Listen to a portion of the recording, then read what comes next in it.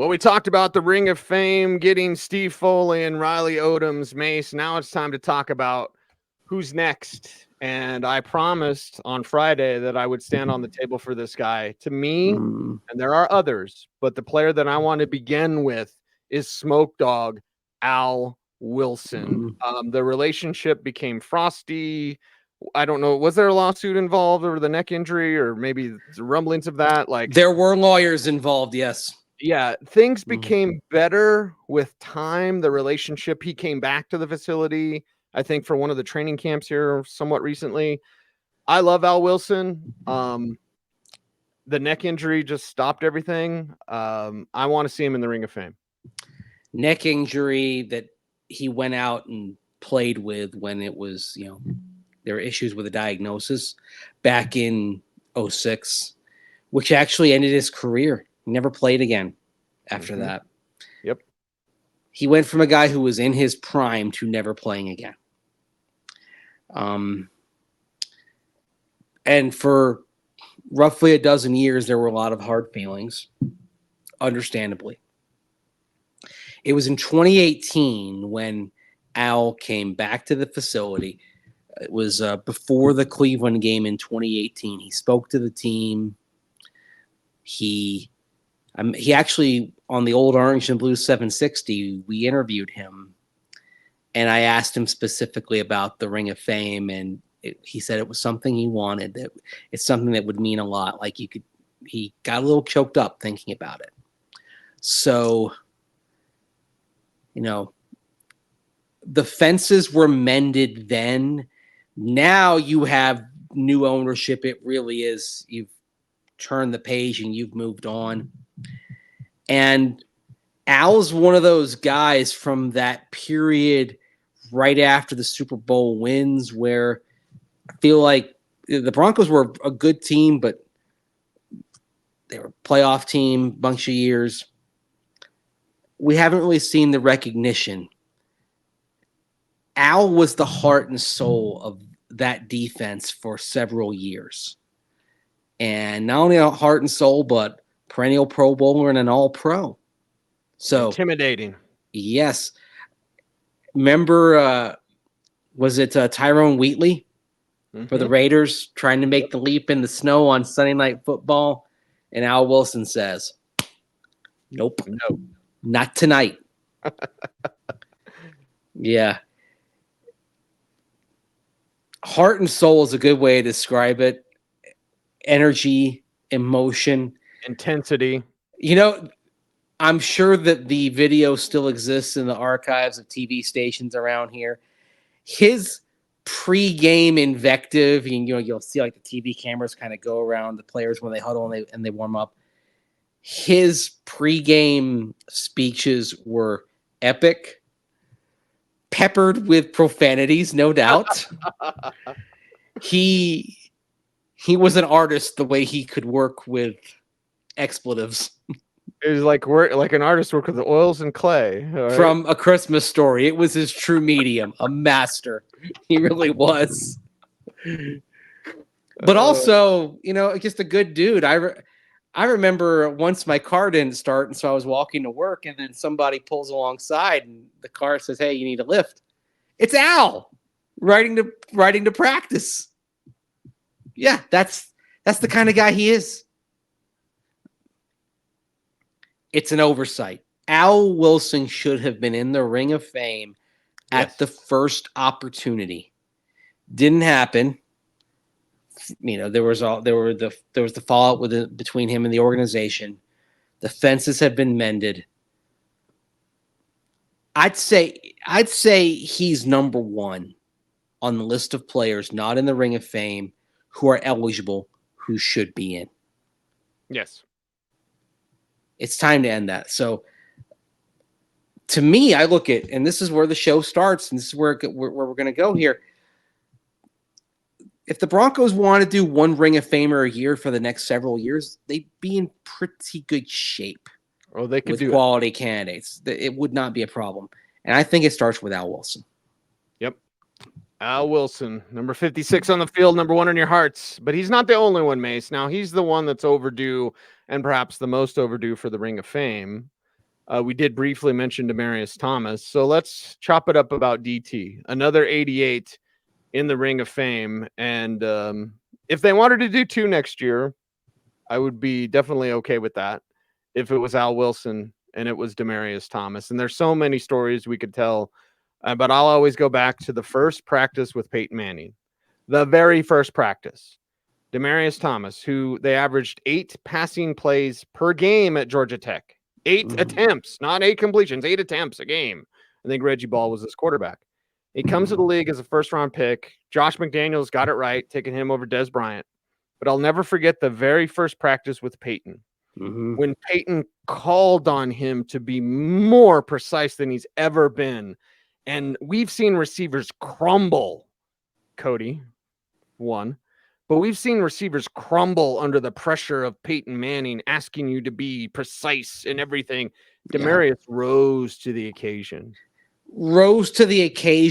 And was one who listened to those who came before him. We talked about him on a previous show very proudly and wonderfully carrying number 88, which, of course, Riley Odoms wore back in the 1970s and early 1980s. But there's another layer to Demaryius Thomas and how he fits in Broncos history, and it is the week of the Minnesota Vikings game in 2011. The Broncos are in the midst of the Tim Tebow quarterbacked winning streak, but Rod Smith, who, you know, still to this day will come around and talk to the receivers. Rod Smith is over in the building, and the receivers aren't happy. It's a glum group because they're winning, and you got some times where guys just aren't. They're getting one target a game sometimes. It's a frustrated room, and Rod Smith gets in there and says, "Look, you can't do anything about the quarterback. You can't do anything about the play calling and what it is right now. You can control what you do when you get the opportunity." Nobody took that to heart more than Demaryius Thomas. And so a few days later, you go to Minnesota, a terrible Viking team, but they had some explosive players. Percy Harvin would be a nightmare in Super Bowl 48. Well, he was a nightmare on this day for the Broncos as well. Right. And the Bronco and the Vikings pretty well have Tim Tebow figured out. So you get to halftime, Broncos are behind, and there has to be a tweak. The tweak is, okay, we're going to come out, we're going to do some I formation, and you know, Tim Tebow can't throw a lot of the short to intermediate stuff. Maybe we'll just take some chances on some deep balls because it worked for an explosive play in Kansas City. I believe it was 3 weeks earlier, deep to Eric Decker. Demaryius Thomas knows he only has a limited amount of chances. He makes the most when they start coming his way. 144 yards, 4 catches, 2 touchdowns. Broncos come back to win. And the thing is, and this is why I tell everybody, Demaryius Thomas was not a product of Tim Tebow or Peyton Manning. Sorry, God. See, I'm about to say it and I get the things. Demaryius Thomas was not a product of Peyton Manning because with Tim Tebow down the stretch, last 5 regular season games in 2011 plus 2 playoff games, 3 games over 100 yards, including the 200-yarder against Pittsburgh, the 80-yard catch and run to win it in overtime, 4 touchdowns, and in those 7 games, 25, 35 receptions. 35 catches. Only once did he fail to have at least 75 receiving yards in a game, with Tim Tebow throwing passes. That says a lot. Let me add it up real quick. 144. So let's see. It'd be 260, 338, 414, 448, 654, 747. So yeah, there 747 yards in 7 games, over 100 yards a game. with Tim Tebow as the quarterback. It's where it all began. And then you gave him Peyton Manning, and the rocket took off. Like to the moon. Yeah, the play that I think of with Demaryius, I think you think of the overtime play, of course, the catch and run from Tebow. I think of plays like the long catch and run that he had against Arizona in 2014. I think of the catch and run from Brock Osweiler early in the game against San Diego, the game that eventually Peyton Manning came in and came off the bench. When you got the ball to him in space and he got up to speed, God, it was just breathtaking, man. Everyone knows the Demaryius play. That's all we have to say. And it's a simple wide receiver screen. But he did, that's yeah. all we have to say. The bubble screen, man. I mean, the bubble screen was the bread and butter of that offense, and it was the bread and butter of the offense because Demaryius Thomas was running it. But to kind of go back to where this thing began, maximizing the chances when you get them. Georgia Tech taught him that because, like you said, they were barely passing with, the triple option offense that Paul Johnson was running. So that meant you had to block, and that was another thing. Demaryius Thomas could block. He didn't take plays off. Mm-hmm. Yeah, and I think another moment that symbolizes just how special he was, not taking plays off, going hard all the way to the end. Remember in Super Bowl 48, Broncos lose 43-8, and he walked out with 13 receptions. Yep. He was fighting until the end. I've always said in 48, there were only 3 players that had a good game: Demaryius, Nate Irving, and CJ on a couple of carries. But those are the only 3. Everyone else had a dog crap game. Yeah. It's hard to win when 42 guys just did not have a good day. We can laugh about it now. Not that the effort was there, but man, but by the end, a lot of frowns. Demaryius fought until the last play. Mm-hmm. It's still weird, Cecil. It's been 2.5 years. Mm-hmm. Almost. It's still weird for me to talk about Demaryius in past tense. It sucks. He was a great young man. Yeah. Great young man. And unfortunately, the football may have contributed to that.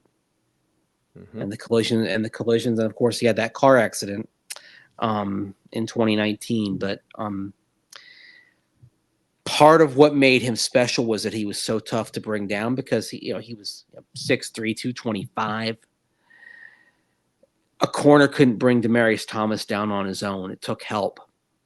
So that meant instead of 200 pounds landing on him to bring him down, it was 420 pounds landing on him to bring him down. And that added up, and that was part of the reason why, as his career went on, the effectiveness did drop. Certainly the Broncos' quarterback issues didn't help, although he came within an eyelash of a 1,000-yard season in 2017 with Paxton Lynch, Brock Osweiler, and Trevor Siemian throwing him the ball.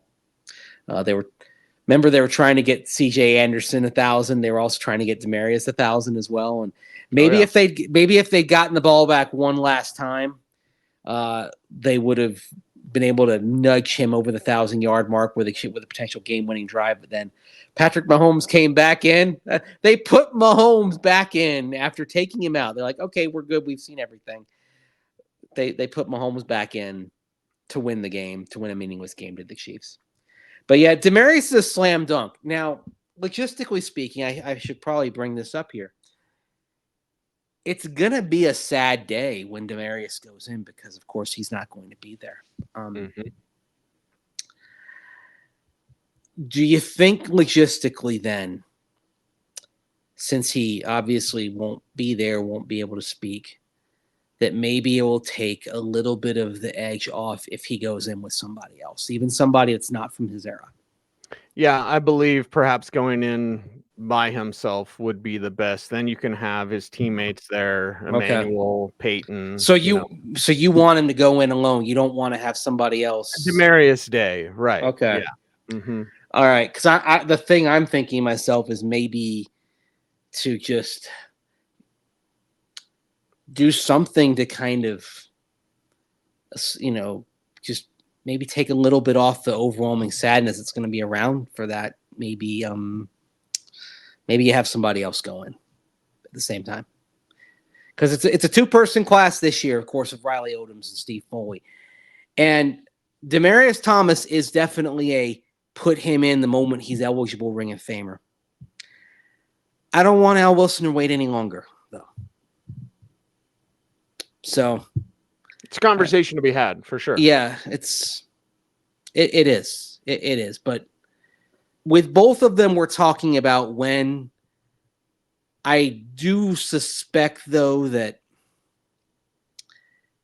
if you only put in one in 25, it's going to be Demaryius Thomas. Okay. So, all right. Who else you got?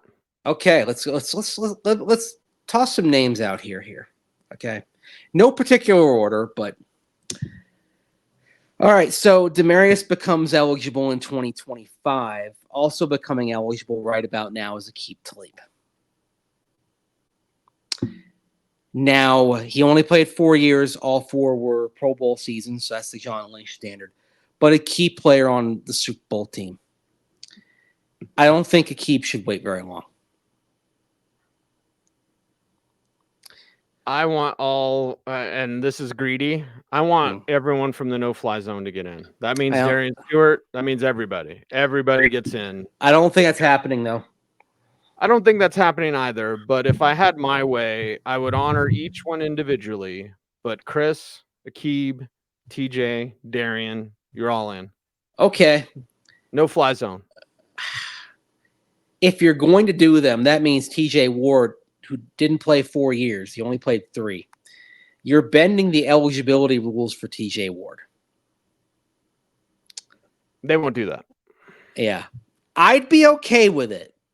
But here's the thing. If they decide to bend the eligibility rules for TJ Ward, my counter for that would be, all right, put them in at the same time. Make it a one. Here's the no-fly zone. Wait for Chris Harris Jr. to become eligible. His last game was in 2022, so you'd be talking about 2028, and then 2028. Put them all in. I don't think they will, but I would be perfectly fine with that. There is no position group in the history of the Broncos as iconic as the no-fly zone. That's a position group. Orange Crush was an entire defense.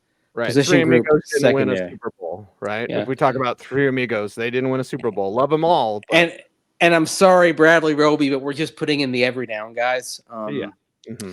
For sure. Yeah. You have to cut off somewhere. Well, here's my argument, if there is such a thing, of why Aqib could wait, is because it's just going to be a no-fly zone day when Chris gets in, because Chris is getting in. Yeah. So, it's okay. So you have Aqib in 26 or whatever it is, and then you have Chris in 28. It's like, okay, so you're doing no-fly zone part due. It's like same time. Make them the same time. At least Chris and Aqib at the same time. I feel like there was such strength of association in that group that there should be a joint ceremony. It should be together. However many go in, they should be together. And if you didn't want Darian and TJ in, at least they could come back and celebrate with Chris and Aqib. Yeah, exactly. Mm-hmm. But yeah, see, I'm not in favor of the ultra exclusive Ring of Fame. I'm more like, okay, it's not supposed to have the same standards as a Hall of Fame. It's for your team. So we're both in favor of, in our ideal scenario, the entire no-fly zone going in, even though it probably isn't happening. Right. Okay. All right.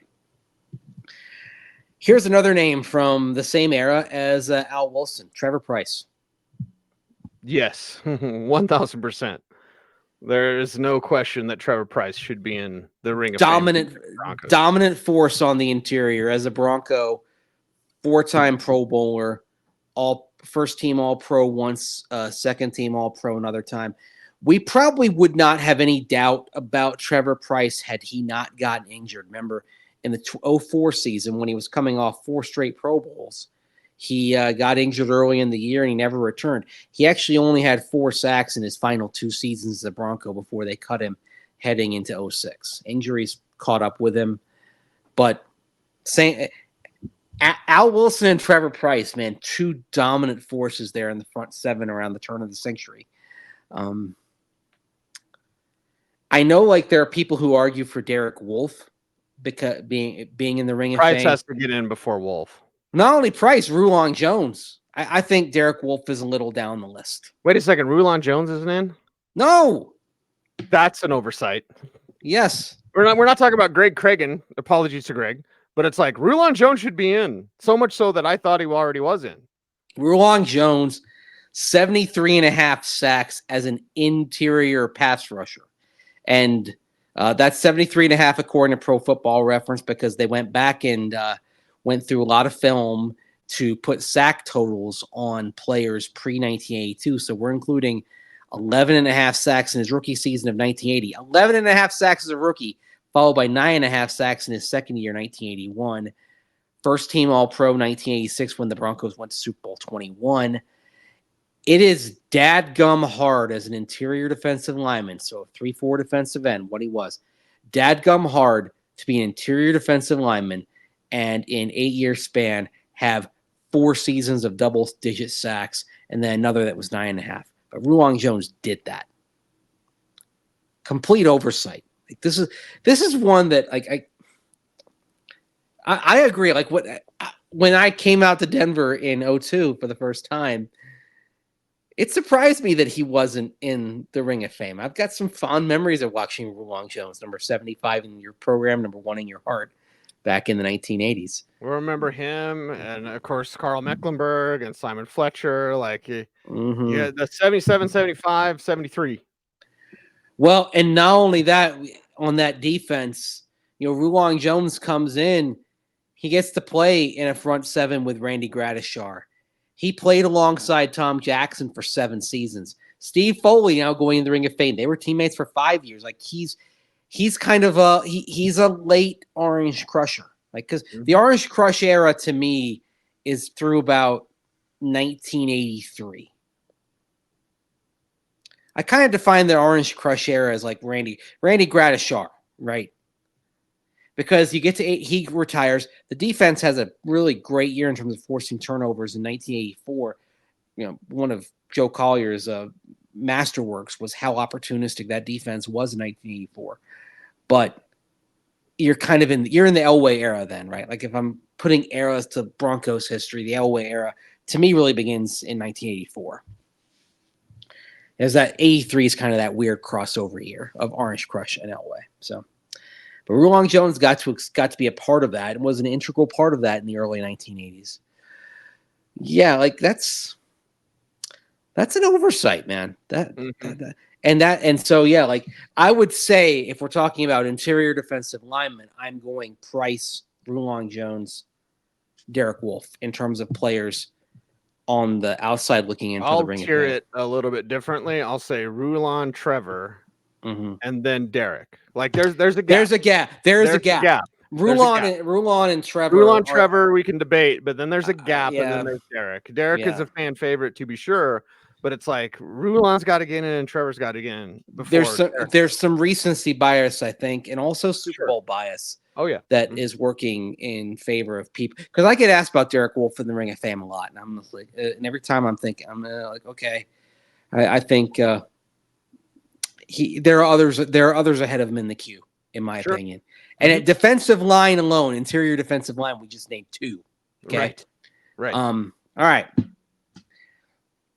Ryan Clady. Yes, man. 5-time Pro Bowler. I mean, that's actually been a pretty good standard. 2-time first team All-Pro, another pretty good standard. He does this in what is basically a 6-year career. Okay. He played all 16 games 6 times, including the 2010 season, which wasn't great when he messed up his knee playing basketball that off season. But 2013, he plays 2 games, Lisfranc injury, out. 2015, tears his ACL in OTAs, out for the year. There's something weird that I think is working against Ryan Clady, and I think it's unfair because it puts too much on the presence of one player and team accomplishment. But I do wonder if the fact that in the 2 years Ryan Clady missed either all or almost all the season, the Broncos went to the Super Bowl, and they didn't go to the Super Bowl the other years. And I wonder if that, in terms of just top-level evaluation, works against his case. It shouldn't. I think it's unfair, and I think it's totally unfair. Yes, it should not. And here's the other kind of piece on that. It's Peyton Manning.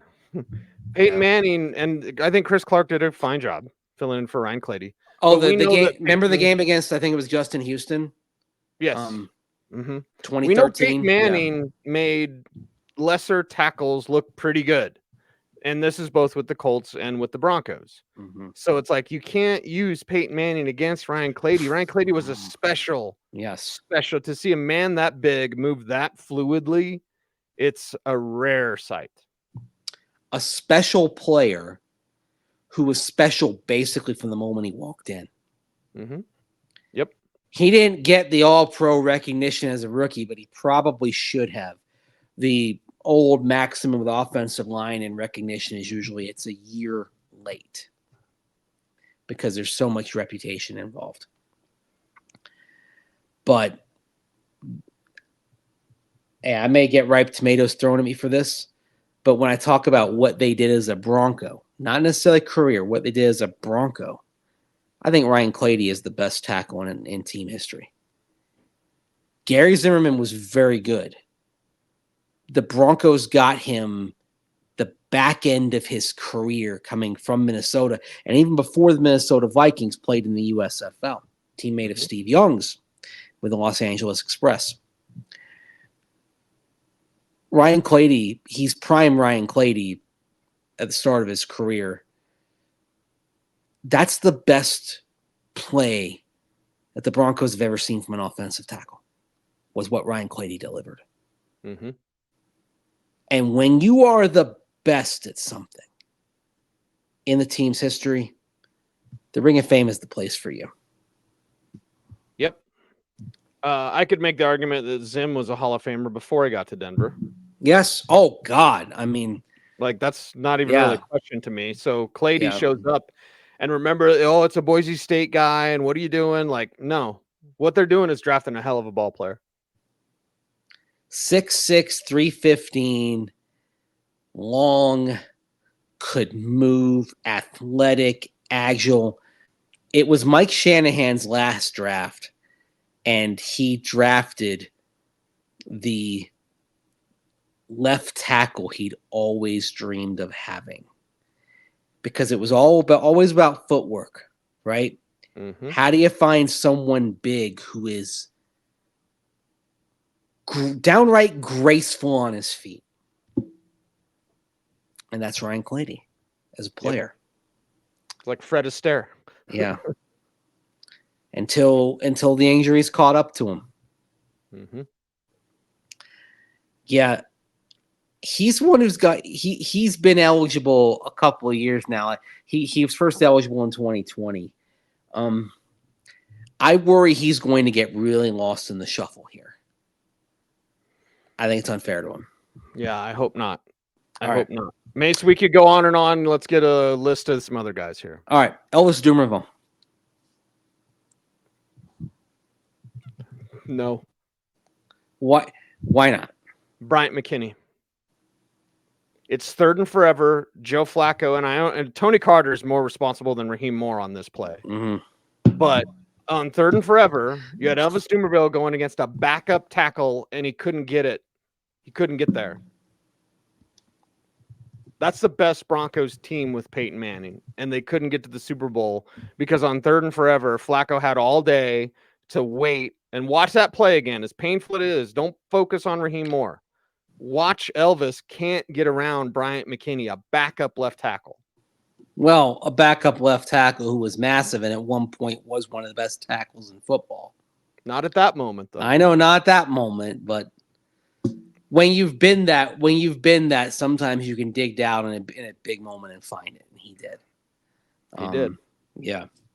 Yeah, the fax gate, Marty Magid, like that's okay. I don't know. That's got nothing to do with it. I mean, he fired his representation after that, right? He fired Marty Magid. Yes. If not for as he showed when he moved on to Baltimore and had another all-pro season, right? I mean, there was still something left in the tank, and you do wonder if not for the fax thing, if they'd worked it out. I don't think we're even having the discussion of is Elvis Dumervil Ring of Famer. He would have been. He would have been, yes. Yes. Okay. But you can't do anything about that. You can only focus on what is 63.5 sacks as a Bronco, and effectively a 6-season career because he missed one full season with a torn pec.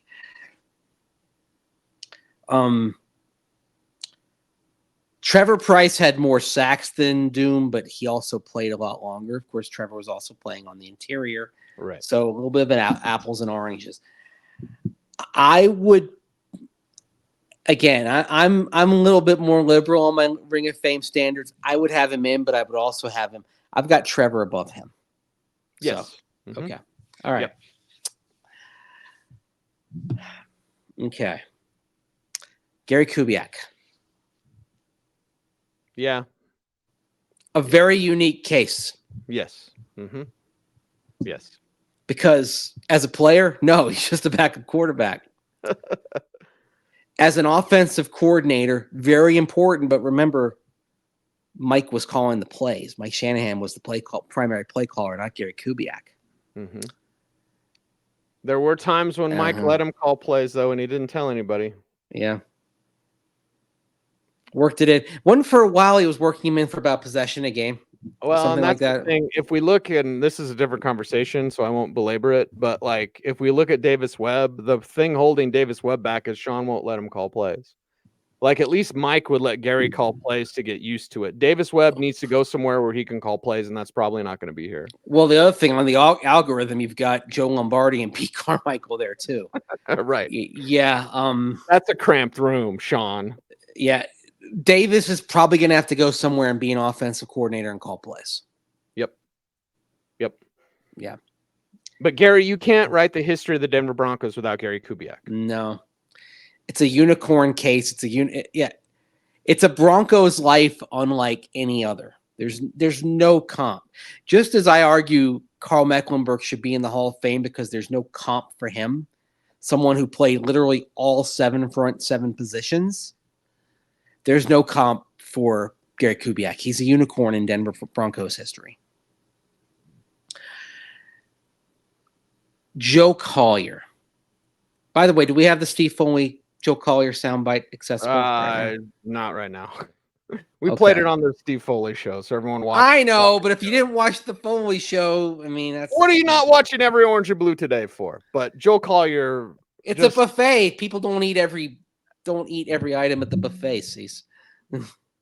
Eat every item at the buffet. It's Joe Collier for sure. Yeah, for sure. Yes. Mm-hmm. He was actually on the Ring of Fame selection committee for a long time, which I think is part of the reason why we're not talking about him getting traction. Respectfully to Wade Phillips, Joe Collier, the greatest coordinator in Broncos history.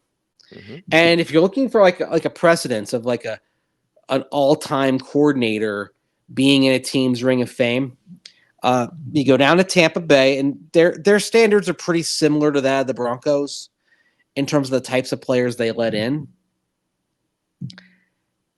And Monty Kiffin is in their Ring of Honor.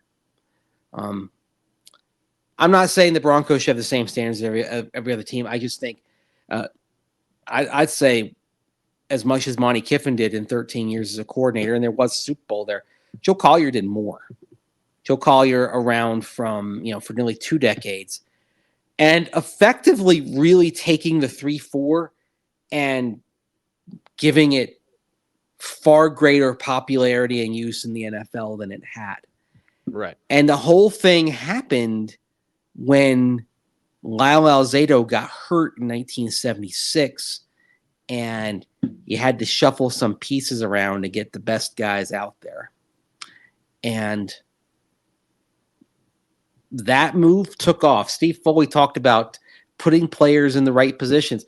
Foley was a college QB, comes in, he converts to corner, and then later on in his career, Joe Collier says, you're going to be a safety. And he's brilliant at both.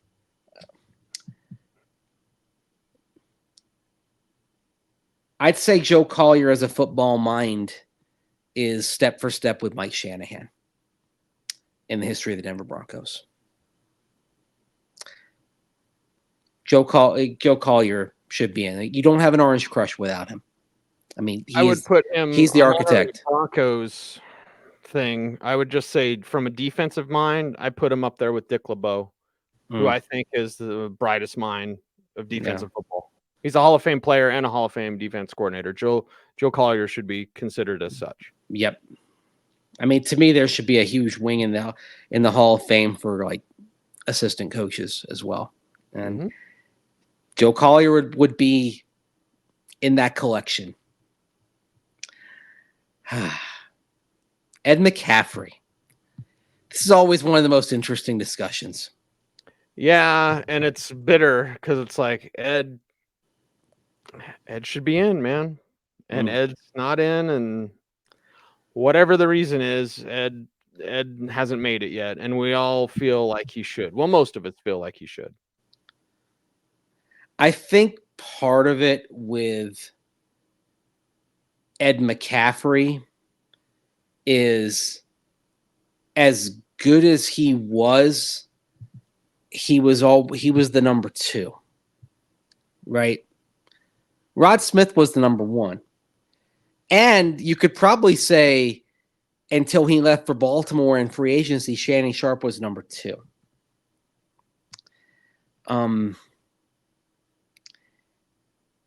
Ed was number 1 in the hearts of a lot of fans. Block his ass off. Yes. And actually, I mean, you look at a guy, I look at him, he's, 5th all time in receiving yards, and does get a little bit of a boost from being an important part of Super Bowl teams. Again, I'm in favor of a more inclusive Ring of Fame, a bigger one. So he's on my list to be in, but I'd say, okay, who's topping the list here? Like, I think we can agree it's Al Wilson's atop the list. Demaryius Thomas, Aqib Talib, Chris Harris Jr., Rulon Jones, Trevor Price. Yep. I mean, all these names, Gary Kubiak, all these names are probably ahead of Ed McCaffrey in the queue. Sure. In my opinion. I mean, Ed's probably step for step with Steve Watson. And correct me if I'm wrong, Ed didn't have a catch in 32, right? Super Bowl 32, I'd have to go back and look at the box score. Yeah. But what he did is he blocked his ass off, because we all remember the play. And that matters too. It's beyond the numbers. Yeah. I mean, there's things beyond the numbers. For 2000, it's Rod and Ed blocking their ass off. Yeah, but I mean, it's when you start stacking these names up, and Ryan Clady as well. And oh, by the way, Von Miller is a slam dunk. We didn't even mention him when he becomes eligible, because there's no doubt, like he's walking in at the first shot, right? It's like Peyton Manning, like that's it. The question will be whether Von gets in the Hall of Fame in his first shot or not.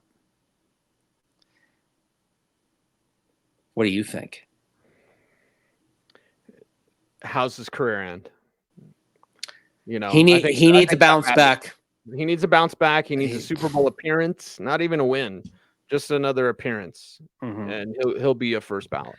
Although, I mean, being a huge part of 2 Super Bowl wins, I mean, MVP of one.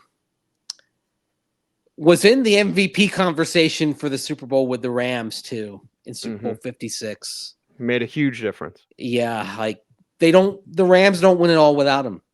He played the DeMarcus Ware role that DeMarcus played here. Okay, since we've basically said we're willing to relax the 4-year rule, would you put DeMarcus Ware in the Ring of Fame? Yes. Okay. Yeah. They might not, but I don't think they will. I think they've, I think kind of where he is in Broncos history is where he's going to remain. But yeah, it's hard. It's hard because he and Vaughn were very much equals in that playoff run in Super Bowl 50. That's the thing. It was the two of them. And I think Malik got the fumble recovery, but DeMarcus was right there. Yes. Right? Like, okay. I mean, we got to Rulon. I'm glad we got to Rulon Jones because that was. And what you're saying is Ed's got to wait another 10 years, basically. Okay. Now, I do think the Broncos are probably moving to a time where the Ring of Fame becomes more exclusive. But if they wanted to just keep the standards as they have been, just let's rattle them off here. Al Wilson, Joe Collier, Rulon Jones, Trevor Price, Chris Harris Jr., Aqib Talib, even if they don't do the entire no-fly zone, Von Miller, Gary Kubiak. Just kind of taking you through about a decade here, right? Ryan Clady. Long time. Arguably Elvis Dumervil, although I think he's down there. Ed McCaffrey. These are, oh, man. This is why it's last names only now on the Ring of Fame, because they are running out of room. This is why at Broncos Park, presented by something. Common Spirit. Common Spirit, thank you. BPPBCS. They should have a Ring of Fame plaza. Like part of the facility, there needs to be some plaques or busts or whatever, like Ring of Fame plaza. They have a plaza at the stadium. Bring it to the new facility. Oh, you don't want the stadium? Yeah, you're running out of space, man.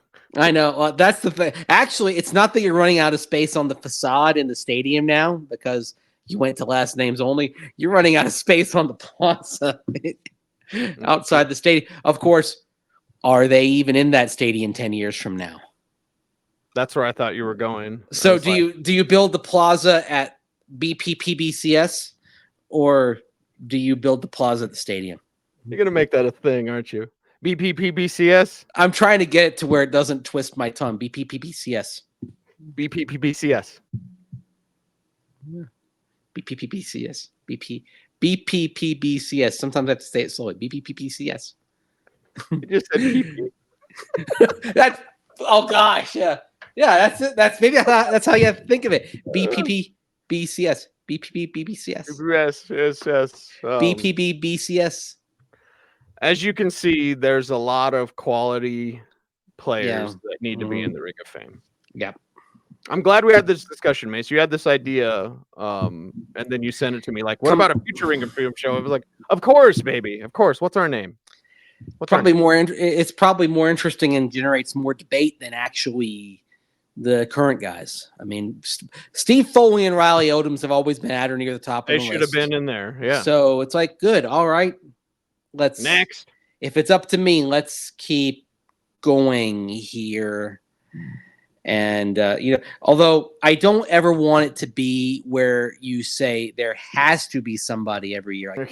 I just the Chiefs stuff. I was like, I don't like going in every year. You should not do what the Chiefs do. I think the Chiefs because let's face it, there are some years there are some stretches here. Now, a decade from now, I don't think the Chiefs are going to be stretching. because they're going to be commemorating this era.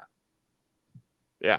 But inducting one every year for a team that had one Super Bowl through the 2018 season, that was probably a stretch.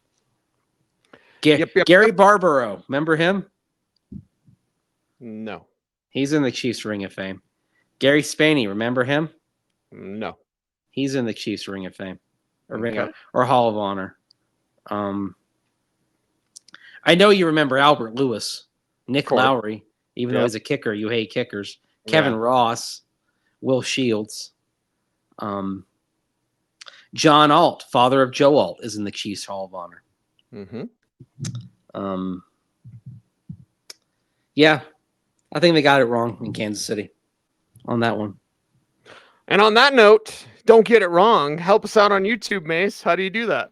Like, comment, share, subscribe, hit that notification bell so that you never miss a vid. That's right. He's Andrew Mason. You follow him on all the socials at Mace Denver. I'm at Cecil Lammey saying OBT's BFD. Thanks for watching. Stay tuned and stay frosty.